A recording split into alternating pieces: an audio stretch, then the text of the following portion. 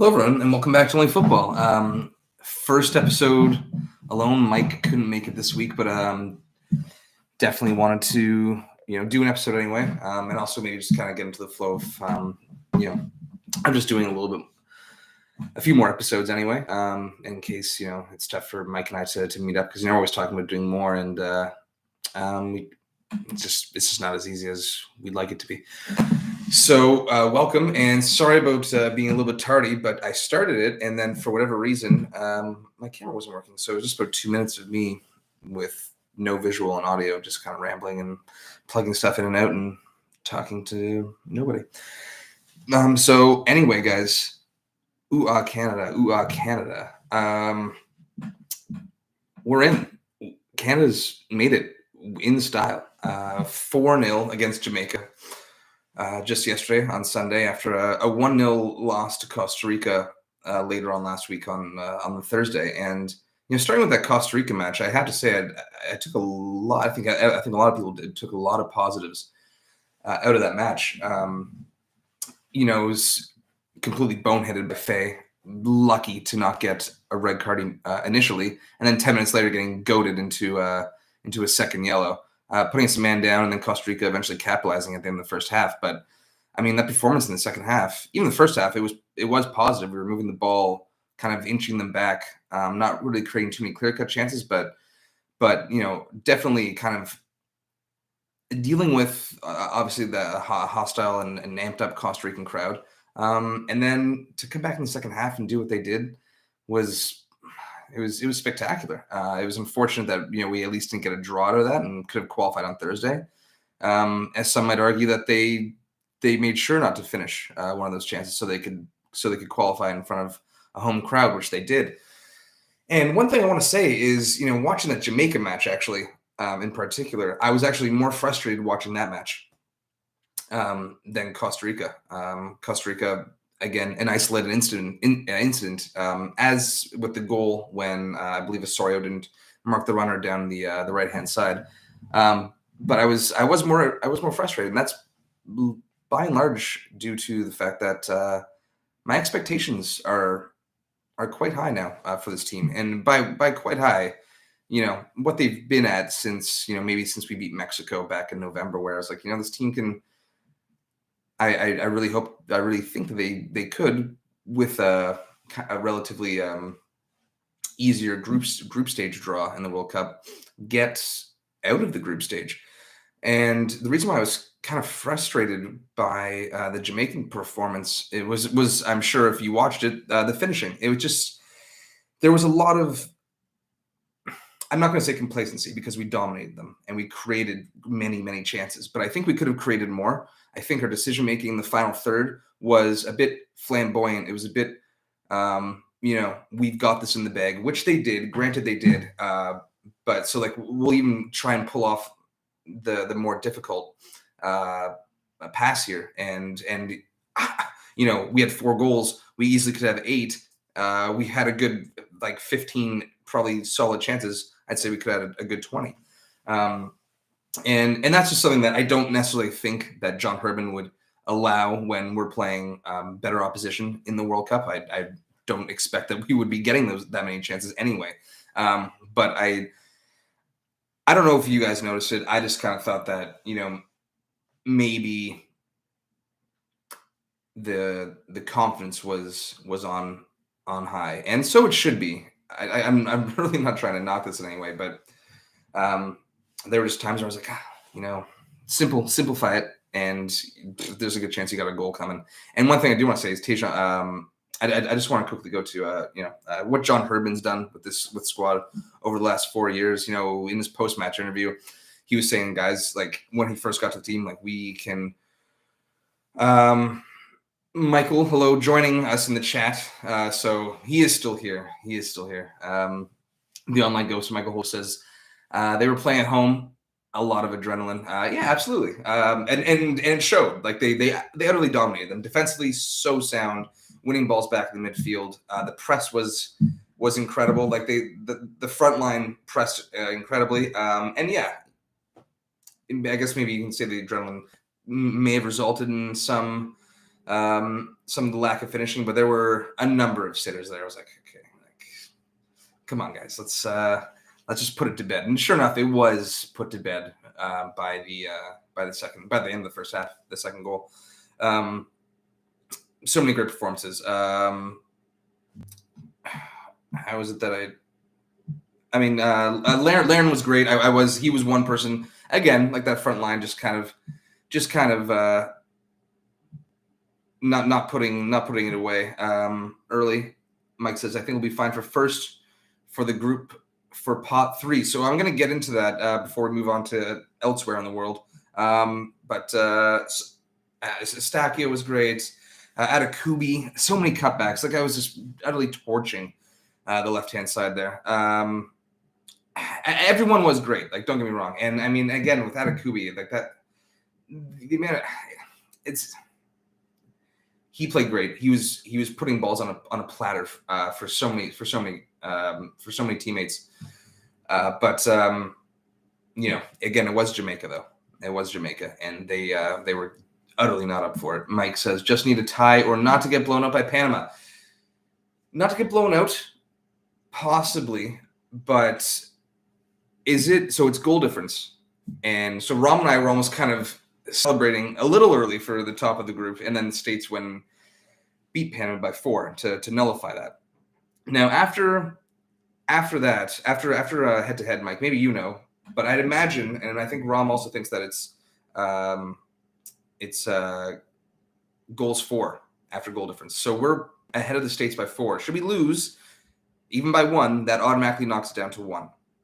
I don't think Costa Rica will get blasted, but should we lose by 2 to Panama, then we're kind of, it's a little iffy there. And if that's the case, the States could easily end up getting more goals than us overall. We have 23, they have 21. So if it is goals 4, I'm not going to say it's a complete lock yet. Although I will say the way that we're playing and the way we've left nothing to chance, the way that we dealt with the Costa Rican crowd, goal difference, Mike says, goal difference, goal scored, then points between teams. So they would need to actually end up scoring more goals than us. So let's just say we lost 2-0 and the States won 3-1. They would, in fact, take first place. It's obviously that's very beneficial for us, but it's not completely out of the realm of possibility. Although Costa Rica is very, very stingy, and they're at home for Costa Rica. That is, so that benefits. Panama also has nothing to play for. You got to feel like they're going to be a little downtrodden, a little deflated after kind of letting it slip. It all started on Thursday for them against Honduras. Drawing on the road there 1-1, because even if they had even got blown out by the States on Sunday, but beaten Honduras, which, based on how things have been going in CONCACAF, Honduras 4 points, 4 draws, nothing. They'd only be 2 points behind Costa Rica. So a win against us and States beating Costa Rica, they'd be good to go. Now they've got nothing to play for, so I really, really want that top spot. And that's just it. I mean, these guys, John Herdeman, the youth that's coming up, his style of play, they really completely believe in each other. There's limitations. There's absolute limitations. The expectations for them are, I think Crépeau, actually, Maxime Crépeau, after they won against Jamaica, and in one of the many post-match interviews, it was Crépeau and somebody else, and Crépeau was like, we're going to the World Cup, and we're going to win.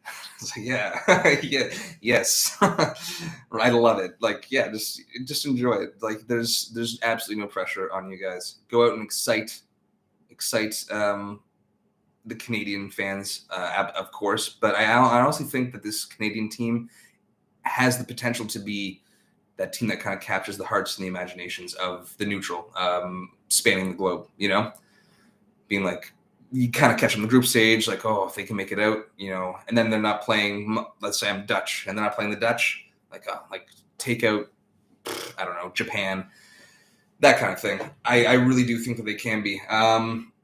Yeah, everyone was just on high, Laura, oh, hello, Rom. Rom says, Atiba, the GOAT, to lift the trophy in Qatar. I gotta love those commentators at times. Mike says anything is possible in pot 3. Yes, Rom, actually, They did call him the GOAT, not the GOAT of Canada, and then a couple minutes later referred to him as a legend, not the legend of Canada, just a legend. And I'm all for it. I'm all for it. He is the GOAT, and he is a legend. Team Hutchison. Another guy I want to quickly mention, and we'll get into pot three, the possibilities there, because it doesn't seem like even, well, just one sec, I just want to keep an eye on you guys going into the future. He didn't play against Jamaica, but he came on the last 15 minutes against Costa Rica. And just let me look him up here. He was phenomenal. I think he was number 6. He plays for Montreal Impact. I know that. And it's Kone. 19 years. He'll be 20 in June. And I gotta say, he was exceptionally composed in those 15 minutes. Hemming 11-man Costa Rica in, moving the ball very, very well. And I was actually looking forward to seeing him against Jamaica. I don't think he came on. I really don't. I'm just going to double check that really, really quickly. But no, he didn't. And I think that would have been another perfect opportunity to get him in there at 2-0.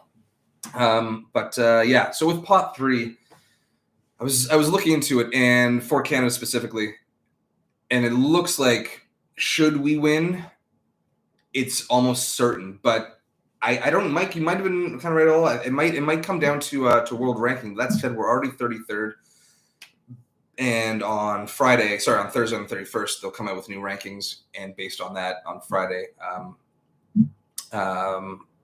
we'll be higher. Should we beat Panama for sure? I think we might be higher even if we don't. But yeah, 33rd. I expect pot three. And Mike, you're right. Anything is possible with pot three. I'm trying to think of, you sent me something a couple months ago. I think this was after Beat the States, and like we were really talking about pot three, and some guy did a TikToks, suggesting what, based on who's left, what's the best on paper group that Canada could draw. And I believe it was DR Congo, Croatia, and Qatar. I definitely know it's Croatia and DR Congo. Correct me on Qatar if I'm wrong, but that would be delightful. But honestly, I've been telling all these English fucks at the bar for months now, I want England.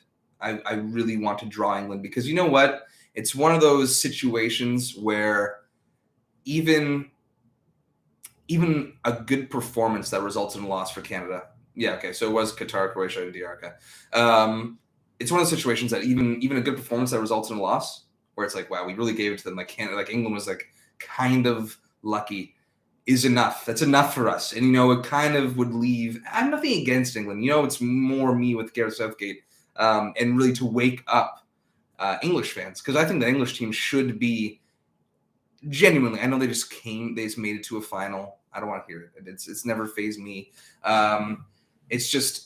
They really should be like knocking on the door. I think a lot of people get carried away with England. That team is, I think, the best England team. I don't want to say that because of defense, but that team, they just need a shakeup. And honestly, you put John Herdman in that English squad over Gareth Southgate, then I'm actually considering them as a contender. Maybe not Qatar, because Qatar's so kind of. We'll see how teams deal with the heat, but I would genuinely put them as a contender if they had John Herdman. John Herdman, he knows how to deal with the national team, and I know that he's going to adjust, like he's going to adapt when we play higher quality opponents. And you saw what we've done on the break.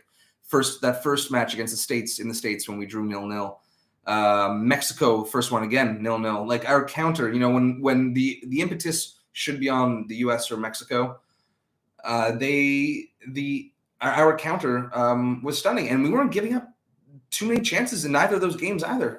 So defensively sound, and getting the best out of some not great players. Like Henry does not by no stretch floor me. Like even on a Canadian level. Although I think these last two matches, these were the best I've seen him play. I thought he's been very dicey up until the last two matches, but put John Herdman in that team, and he switched to a back four, and you might actually see the likes of Harry Maguire, John Stones perform well without being surrounded by 4 or 5 other defenders or defensive-minded players. But enough about that. Really excited. Really hope we get that result on tomorrow night. There's a Wednesday night. Pardon me. Let me double check, or you can just tell me. It's Wednesday. Okay. All right. Now, Mike obviously couldn't make it tonight, but he, as I said, is here. And when we did our last episode, you're like, "Oh, should we?" Mike doesn't have his reffing tomorrow, like the Tuesday. So sometimes we do it Tuesday if he's not. I'm like, should we, hold off on Portugal Italy preview, obviously, and just kind of do it closer. We'll do it Monday night. So we'll do an episode Monday night, and we'll preview Italy Portugal. Man, womp womp. Wow. Yeah, I kind of struggled to find highlights for that, but I finally did get some highlights in there. And nothing really too clear cut. The things with Italy is that you got to wonder, like, they just kind of shot themselves in the foot during their actual group stage qualifiers. I'm not actually going to go in on Jorginho by any stretch. I think he's a solid player. He's done plenty for Italy and Chelsea alike, Napoli as well. But 2 penalty misses against, and he said it himself. And of course, that's going to be on Jorginho's mind. 2 penalty misses in each of the matches against Switzerland, both resulting in draws. I think it was 1-1 and then 0-0, 90th minute too, in the second last group stage qualifier. And Mike says they have themselves to blame. And absolutely, of course, you're at home to North Macedonia, giant killers. You know what they did it to Germany in the qualifiers, didn't they? So they're absolute giant killers. Should Portugal be worried? No, they absolutely should not. And you guys tell me, because tomorrow at work, I guess I should start with Macedonia, Portugal. Michael says Mancini wants to stay as the lead manager. You know what? I think you got to give him another chance. I think so. I know he's overseen 2 failed play-ins in a row, especially this one. The first one against Sweden. Sweden, A, is a better opponent, and B, Mancini was just coming in. I think Ventura had just got the boot shortly before that. So, and then he went and won a Euro. So I think you have to at least give him the next Euro and see how they perform in that qualifier.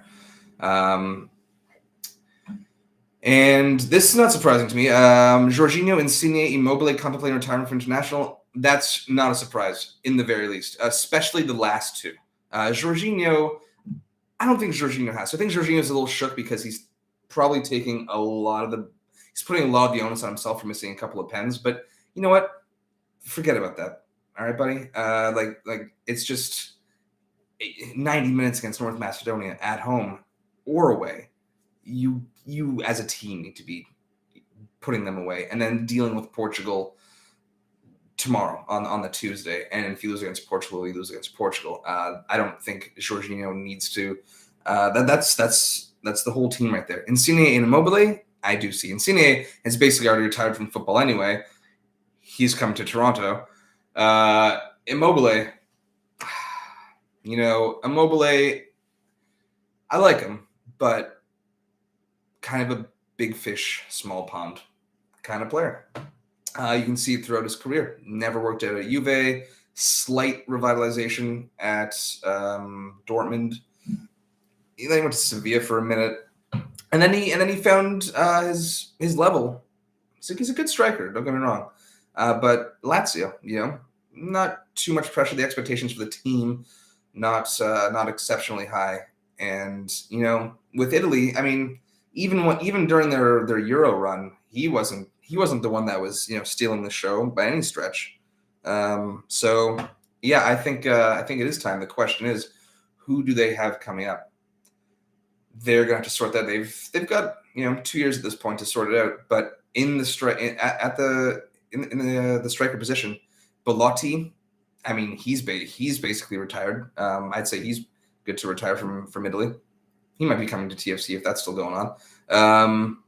Balotelli, actually, Mancini's mom did mention that. She's like, we should have given Balotelli a chance.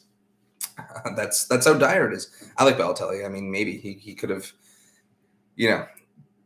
maybe he just kind of puts on a Superman cloak when Italy's playing, when he plays for Italy.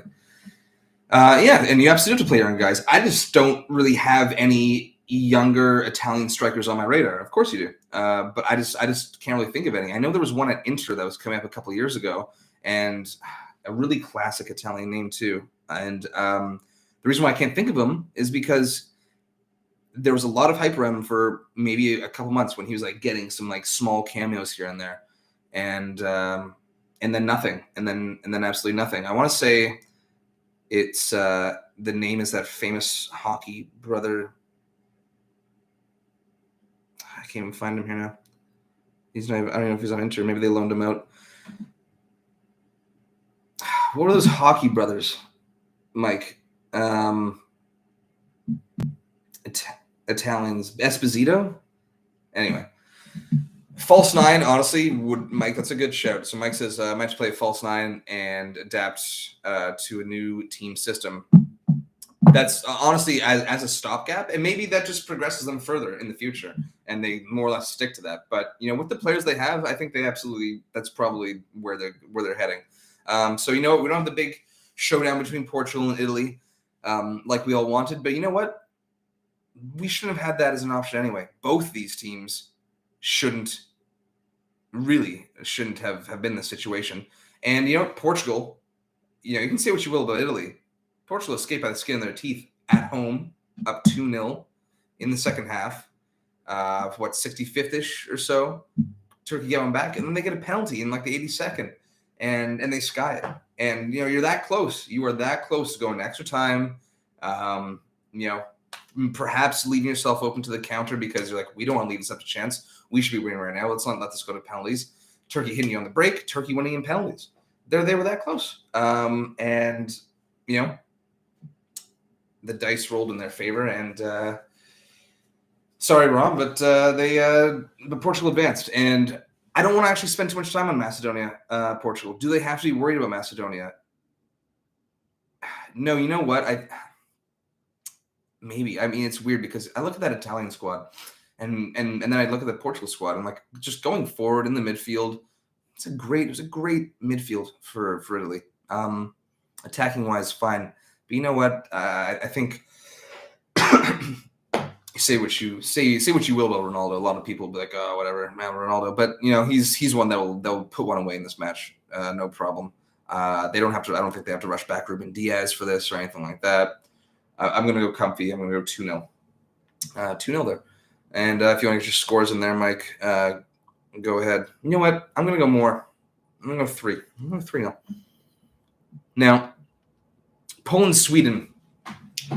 The thing is, I just want to shun Macedonia. So when I'm at the bar tomorrow, I'm working. I'm going to start with Macedonia, Portugal. Once Portugal go up 2, I'll switch it over.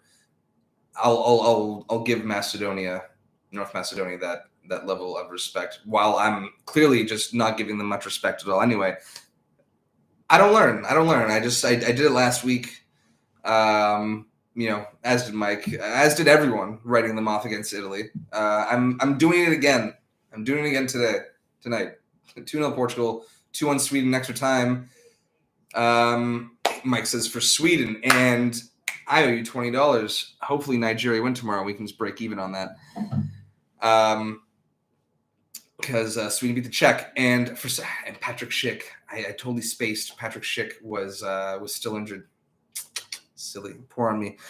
But Poland, Sweden, Poland at home, and quickly, guys, Rama, I don't know if you're still there.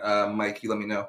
But or just leave a comment. Leave a comment as well. If you watch this afterwards, I just want your opinion. They've created this. This new knockout stage for the qualifiers, and it's a one-off. But there's a home team.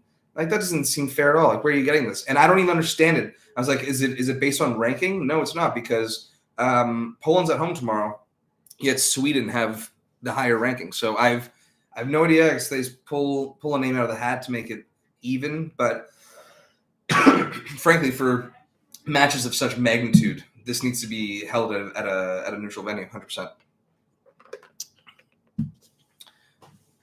Poland, Sweden. There's a couple players on either side that this is a very, very equal matchup. I love the extra time shot, Mike. I really do. I'm gonna go 1-1 in penalties, and I'm gonna go with Poland on pens. Actually, is what I'm gonna do. But there's a lot of players in good form. There's Matty Cash, Poland legend Matty Cash, who's flying right now, and has been doing so really since he was even at Nottingham, and before he went to Villa. But he's really in fine fettle right now. Kulusevski, that I think could be a serious difference maker. Is Kulusevski for Sweden? Really, he was in great form going into the Euros last year, and right now, after kind of being pushed aside by Allegri, is flying under Conte, and is arguably Spurs' best player at the moment. So, injuries wise, I think Zlatan's back. Is Zlatan going to get a start? Are they going to go two up top? Zlatan, who's been injured, he's not always with the Swedish team. He's just coming back. Is he going to get into this squad tomorrow? It's a weird one. Like that. Like that's where and this would be if they lose his last match for Sweden. Lindelof. Yeah, I really just forget two. Once Portugal up by 1 goal, Mike says I'm switching over to. I hope they do early because I want to watch Poland Sweden. Mike says I wouldn't start Zlatan, but have him as an option off the bench. Yes, but you know what, man? Like, I agree with you. Does the weight of Zlatan, kind of force a hand there? We'll see. Don't mess up. Mike says don't mess up what they already have, which is young talent performing. Yeah, and I love Alexander Isak. He's a very, very interesting career, just how he's bounced all over. But he's having a very quiet season.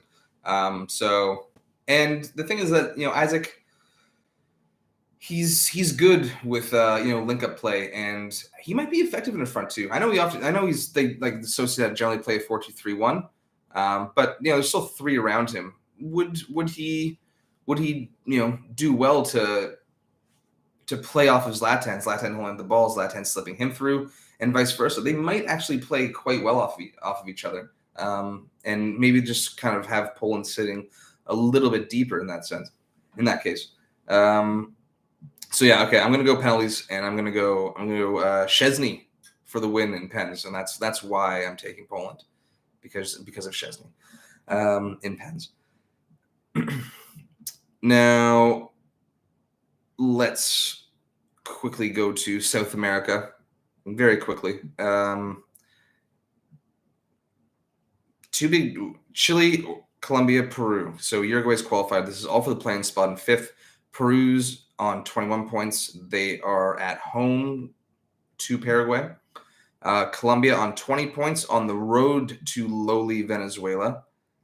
And Chile at home to Uruguay. So Chile on 19. They have to win, and they need Peru and Colombia to drop points because Peru and Colombia and Chile are both -5 on goal differential. So Chile win and Peru draw.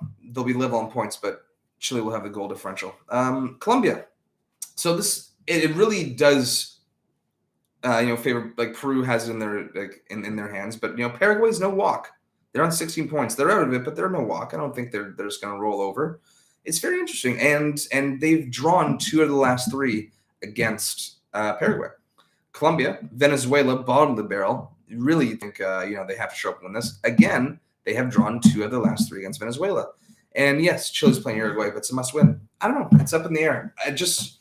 There's Just for the long shot, I want Chile to get through. I want Chile to just kind of flip it. I'm not going to be able to see that, but I'm personally pulling for Chile.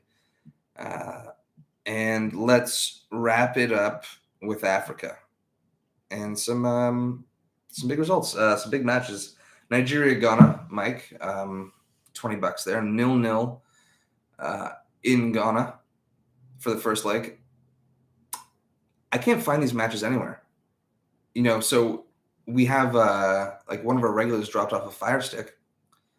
I'm sure if I really went online, but like he dropped off a Fire Stick. There's like countless BTs, countless BNs, Sky, all this shit.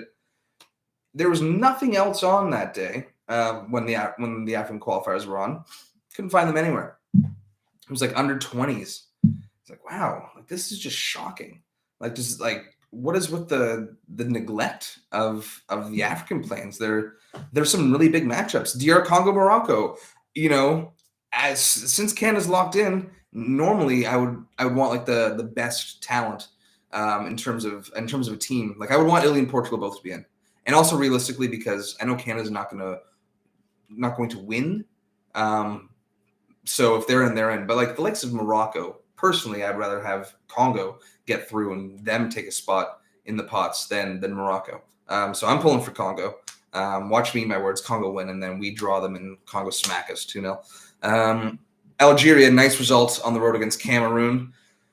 1-0. Mike and I both had Algeria in that one, and that, I mean, you never know, but it looks safe. Mike did say that Algeria need to, really bounce back. I did agree with him in the sense that I do think they'll go through, but could their performance from the Cup of Nations still affect them? As it stands, no. But let's not just foo Cameroon. And then we have Senegal, Egypt. We both had Senegal going through. Egypt get an own goal 4 minutes in the first leg in Egypt. I imagine Cairo, but I don't know for sure. And then they just shut it down. Like they just shut it down. They smashed and grabbed early. They have gotten half of the way there. Can they actually do, like they are renowned for this within Africa. They never get into the World Cup. They've had plenty of success. You saw what they did in the tournament just in January, making it to the final. And can they just frustrate Senegal? They can hit on the brake now. They know how to park the bus. Is Salah going to get a World Cup? I think he might now. I actually think he might. I'm gonna actually call it 1-1 in this match. And Salah, if you're Mane or Salah, I think you take the African Cup of Nations over a spot in the World Cup. I think that's a no-brainer. But I think Salah's actually. I keep saying they didn't make the World Cup, but they did last time. And what? Salah was hurt. I forget. Yeah. So anyway, 1-1. I will try to. I'll probably be back and do an episode Thursday or Friday. I don't think Mike's gonna be ready for that. He's a little sick. Sicky. And I'm gonna do Thursday or Friday for the weekend. And if I do Friday, I will obviously. If I do Friday night, I will definitely be reviewing the draw for the World Cup. So I'll try to do Friday, but we'll see how the week goes and what comes up. One of the two: weekend preview and possibly World Cup draw, and the review of all these. Mike says they did make it, but still hurt from the Ramos incident. That's right, in the Champions League final, and I keep forgetting that. I keep forgetting that. So they did. Thursday or Friday review of all that we just previewed, and maybe Mike will be in the chat again, or maybe Mike will be here. We'll see. Thanks for tuning in, Mike and Ram, and anyone else. Just get in the comments on here, or send me a message at OnlyFootballPod on Instagram, and let's just chat and get some ideas going for future episodes. If there's anything you specifically want to talk about, we'll see what we can do. Good night, guys.